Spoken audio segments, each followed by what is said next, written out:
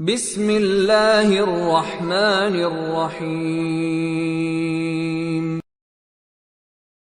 آغا مرزا شیرازی فرماتے ہیں ایک رات میں خواب کے عالم میں دیکھتا ہوں، کیا دیکھتا ہوں کہ میں مر چکا ہوں، میری روح میرے بدن سے جدا ہو چکی ہے اور لوگ مجھے قبرستان کی طرف لے جا رہے ہیں، میرے جنازے کو قبر میں لٹایا جاتا ہے، لٹانے کے بعد جب وہ واپس چلے جاتے ہیں میں نے کیا دیکھا، ایک سفید رنگ کا کتا ہے جو میری قبر میں آ رہا ہے۔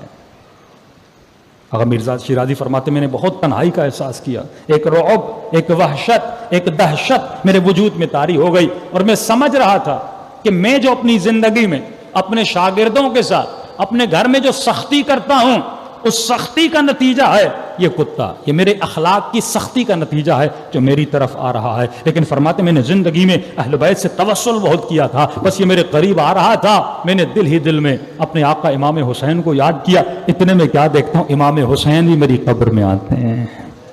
اور فرماتے ہیں مرزا شیرازی اس سے تجھے ڈرنے کی ضرورت نہیں ہے، ہم اس سے تجھ سے دور کر دیں گے۔ یعنی اہل بیت نے، یہ وہ انسان ہے جو پوری زندگی کوشش کر رہا ہے کہ اپنے وجود کو سدھاروں، لیکن کوشش کے باوجود اس کے اندر کوئی عادت ہے جس کا اسے احساس نہیں ہے، تو اہل بیت خواب کے ذریعے سے اسے ریئلائز کروا رہے ہیں،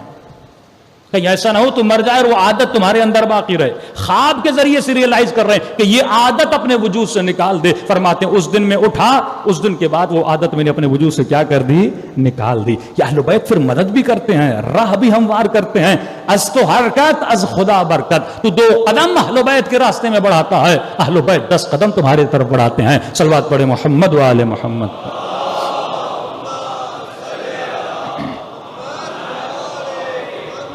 وَأَجِّلْ فَرَجَهُمْ